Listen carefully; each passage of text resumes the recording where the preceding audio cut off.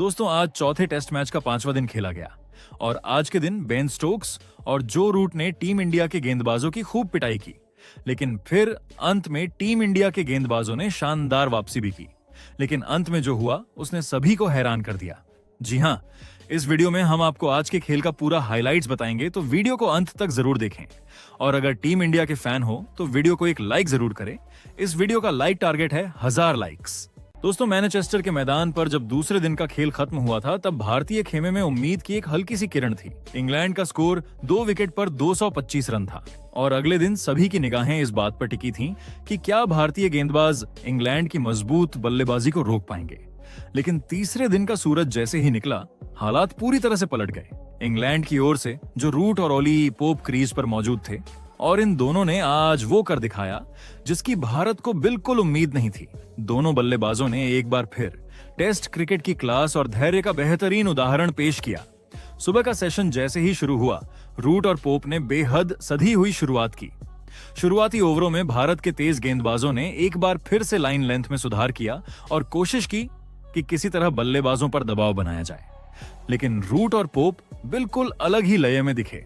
उनकी body language साफ बता रही थी कि आज वो कुछ खास करके दिखाना चाहते हैं। रूट का बैकफुट पर जाकर स्क्वायर कट और पोप का कवर्स में लगाया गया ड्राइव, दोनों ने दर्शकों को खूब लुभाया। भारत को एक मौका जरूर मिला और ये मौका था जो रूट का रन आउट, लेकिन अफसोस वो भी हाथ से निकल गया। इसी बीच एक और मौका आया अंशुल काम्बोज की गेंद पर। ओली पोप स्ट्राइक पर थे। गेंद में बेहतरीन मूवमेंट था। गेंद बाहर निकलती हुई लगी, लेकिन आखिरी वक्त पर वापस अंदर आई और बल्ले के नीचे के हिस्से से लगकर ग्लव को छूती हुई विकेट कीपर जुरैल की उंगलियों से टकराई। लेकिन गेंद इतनी तेज नहीं थी कि सीधा हाथ में समा जाती। गेंद जुरैल की उंगलियों को छूती हुई उनके दाहिने जांघ से टकराकर जमीन पर गिर गई। पूरा भारतीय खेमे के चेहरे पर मायूसी फैल गई। ये शायद सबसे करीबी मौका था विकेट लेने का और वो भी निकल गया। रूट और पोप ने इन मौकों का पूरा फायदा उठाया। विकेट मिल नहीं रहे थे और गेंदबाज भी अब थकने लगे थे। ना तेज गेंदबाजों को स्विंग मिल रही थी और ना ही स्पिनर्स को टर्न। पिच बल्लेबाजों के लिए और आसान होती जा रही थी। इसका नतीजा ये हुआ कि दोनों बल्लेबाजों ने धीरे धीरे ही सही, लेकिन स्कोर को तेजी से आगे बढ़ाया। ओली पोप ने पहले अपनी अर्धशतक पूरी की, एक बेहतरीन इनिंग जिसमें उन्होंने धैर्य के साथ साथ आक्रामकता का भी सही संतुलन दिखाया। दूसरी ओर जो रूट का अनुभव मैदान पर साफ झलक रहा था, उनके शॉट्स में नाप तौल और समझदारी का भरपूर मेल था। फिर आया वो ऐतिहासिक पल जब जो रूट ने टेस्ट क्रिकेट में एक और मुकाम छू लिया। रन बनाते हुए उन्होंने भारत के महान बल्लेबाज राहुल द्रविड़ और साउथ अफ्रीका के दिग्गज जैक स्कैलिस को पीछे छोड़ दिया। अब रूट टेस्ट क्रिकेट के तीसरे सबसे बड़े रन बनाने वाले बल्लेबाज बन गए हैं। इधर स्कोर बोर्ड पर भी तेजी से रन चढ़ते जा रहे थे। देखते ही देखते इंग्लैंड का स्कोर 300 के पार निकल गया। भारतीय गेंदबाजों की परेशानी बढ़ती जा रही थी। रूट और पोप के बीच शतकीय साझेदारी भी पूरी हो गई और वो भी एकदम शांत अंदाज में। एक एक रन को बारीकी से बटोरते हुए दोनों ने भारतीय गेंदबाजों की रणनीति की धज्जियां उड़ा दी। तेज गेंदबाजों की बात करें तो जसप्रीत बुमराह और मोहम्मद सिराज ने भरपूर मेहनत की, लेकिन पिच से उन्हें बिल्कुल भी मदद नहीं मिली। वहीं रविंद्र जडेजा और सुंदर की फिरकी भी इंग्लैंड के इन बल्लेबाजों को परेशान नहीं कर सकी। उल्टा रूट और पोप ने स्पिनर्स को बड़े आराम से खेला और शानदार रन जुटाए। भारत के लिए ये सेशन किसी बुरे सपने से कम नहीं था। हर तरफ से उम्मीदें टूटती जा रही थीं और तभी आया लंच ब्रेक। इंग्लैंड का स्कोर था 2 विकेट पर 332 रन। जो रूट 63 रन और ओली पोप 70 रन बनाकर नाबाद। इस सेशन में इंग्लैंड ने बिना कोई विकेट गवाए 107 रन जोड़ दिए और ये बात अपने आप में बता देती है कि भारत की स्थिति इस वक्त कितनी नाजुक हो चुकी थी। दूसरे सत्र की शुरुआत बहुत ही संतुलित अंदाज में हुई। इंग्लैंड के बल्लेबाज रूट और पोप अभी भी क्रीज पर डटे हुए थे और भारत की ओर से गेंदबाजी में कोई चमत्कार दिखाई नहीं दे रहा था। लेकिन तीसरे ओवर में ही अचानक से खेल का रुख बदल गया और इस बदलाव की वजह बने एक ऐसा खिलाड़ी जिसे अब तक नजरअंदाज किया गया था, वॉशिंगटन सुंदर। जी हां, गेंदबाजी की शुरुआत से लेकर 69वें ओवर तक वॉशिंगटन सुंदर गेंदबाजी के लिए बुलाए ही नहीं गए थे, लेकिन जैसे ही उन्हें गेंद थमाई गई उन्होंने कमाल कर दिखाया। उनका पहला वार ओली पोप पर पड़ा जो शानदार 71 रन बनाकर क्रीज पर जमे हुए थे। गेंद हवा में घूमी, हल्का सा बहाव मिला और ड्रिफ्ट ने काम किया। गेंद थोड़ी फ्लाइट के साथ बाहर की ओर टर्न हुई। ओली पोप ड्राइव के लिए बढ़े, लेकिन गेंद बल्ले का किनारा ले गई। स्लिप में खड़े केएल राहुल ने एक कमाल का कैच लपकते हुए भारतीय खेमे को पहली बड़ी राहत दी। ऑली पोप 128 गेंदों में 71 रन बनाकर पवेलियन लौटे। स्कोर था 341 रन पर तीसरा विकेट। पूरा भारतीय ड्रेसिंग रूम अचानक जीवत हो उठा। ये वही ब्रेक थ्रू था जिसकी पूरे दिन से तलाश थी। लेकिन सुंदर की कहानी यहीं खत्म नहीं हुई। अगले ही ओवर में उन्होंने एक और बड़ा झटका दिया। इस बार शिकार बने इंग्लैंड के युवा और आक्रामक बल्लेबाज हैरी ब्रूक। ब्रूक को जैसे ही सुंदर ने गेंद फेंकी, उन्होंने गेंद को आगे बढ़कर खेलने की कोशिश की।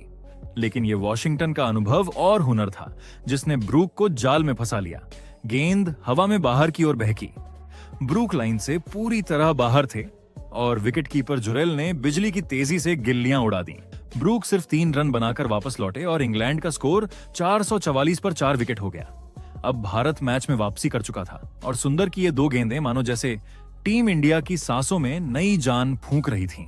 इसके बाद मैदान पर आए इंग्लैंड के कप्तान बेन स्टोक्स। उनके साथ अब थे जो रूट, जो पहले से ही एक मजबूत नींव रख चुके थे। भारत की ओर से सुंदर और जडेजा की जोड़ी ने मिलकर गेंदबाजी की कमान संभाली। दोनों ने टाइट लाइन और धीमी गति से गेंद डालते हुए स्टोक्स और रूट को बांधने की कोशिश की। हर डॉट बॉल के साथ भारतीय फील्डर्स की आवाजें तेज होने लगीं, लेकिन इंग्लैंड के इन 2 धुरंधरों ने धैर्य नहीं खोया। धीरे धीरे उन्होंने भारतीय गेंदबाजों की रणनीति को पढ़ा और फिर एक-एक रन के साथ स्कोर को आगे बढ़ाना शुरू किया। यही नहीं, थोड़ी देर बाद तो इंग्लैंड भारत के पहले पारी के स्कोर 358 रन को भी पार कर गया और लीड हासिल कर ली। अब इंग्लैंड पूरी तरह से ड्राइविंग सीट पर था। हर गेंद के साथ रन जुड़ते जा रहे थे। कभी स्क्वायर ड्राइव, कभी लेट कट, कभी स्ट्रेट बैट से शॉट। इंग्लिश बल्लेबाजों ने भारतीय फील्ड सेटिंग्स को छेद दिया और फिर आया वो पल जब जो रूट ने अपने टेस्ट करियर का एक और शतक पूरा किया। ये उनका एक और मास्टर क्लास इनिंग था, शांति, संतुलन और शॉट सिलेक्शन की मिसाल। उन्होंने इस शतक को ऐसे मनाया जैसे ये उनके लिए कोई बड़ी बात नहीं, लेकिन उनके चेहरे की हल्की सी मुस्कान बता रही थी कि उन्होंने एक बार फिर टीम के लिए बड़ी जिम्मेदारी निभाई है। दूसरी तरफ स्टोक्स भी अब लय में आ चुके थे। रूट और स्टोक्स की जोड़ी एक-एक रन से भारतीय पकड़ को ढीला करती जा रही थी।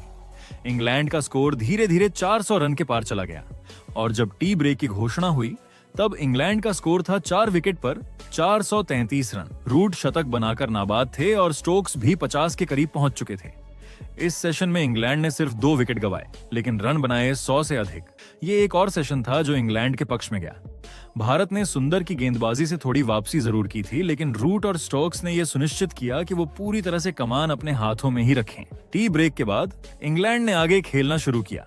क्रीज पर थे जो रूट और कप्तान बेन स्टोक्स, दोनों अनुभवी बल्लेबाज और दोनों भारतीय गेंदबाजों की थकान का भरपूर फायदा उठा रहे थे। रूट तो जैसे किसी और ही जोन में बल्लेबाजी कर रहे थे, संयम, तकनीक और आत्मविश्वास का अद्भुत मेल। वहीं दूसरी ओर स्टोक्स भी अब लय में आ चुके थे। बेन स्टोक्स ने इस दौरान अपना अर्धशतक पूरा किया और ये इस सीरीज में उनका पहला 50 था। लेकिन फिर अचानक एक ऐसा दृश्य देखने को मिला जिसने भारतीय खेमे में थोड़ी हलचल पैदा कर दी। 50 के कुछ ओवर बाद ही स्टोक्स अचानक मैदान छोड़कर बाहर चले गए। वह हल्के से लंगड़ाते हुए पवेलियन की सीढ़ियां चढ़ते दिखे। उनकी चाल देख साफ लग रहा था कि कुछ परेशानी है। माना जा रहा था कि यह सिर्फ क्रैम्प है, लेकिन भारतीय खेमे ने इसे एक राहत के रूप में लिया। आखिरकार जोड़ी टूटी थी। स्टोक्स जब मैदान से बाहर गए तब वो 66 रन पर थे और उनकी पारी बेहद सधी हुई लग रही थी। उनके जाने के बाद इंग्लैंड के लिए जेमी स्मिथ बल्लेबाजी के लिए आए। स्टोक्स के जाने के बाद भी जो रूट का रथ नहीं रुका, उनके शॉट्स में वो भरोसा था जो बड़े खिलाड़ियों में ही देखने को मिलता है। और फिर आया वह पल। रूट ने 248 गेंदों में अपने 150 रन पूरे कर लिए। दर्शकों ने खड़े होकर तालियां न बजाईं, भारतीय गेंदबाजों ने सिर झुका लिया। ये पारी ना सिर्फ रन के लिहाज से बल्कि मानसिक तौर पर भारत को पूरी तरह तोड़ने वाली साबित हो रही थी। इंग्लैंड का स्कोर अब 500 के पार जा पहुंचा था। भारत की पहली पारी के स्कोर 358 को पार कर वो पहले ही लीड ले चुके थे। अब इस लीड को मजबूत करते जा रहे थे।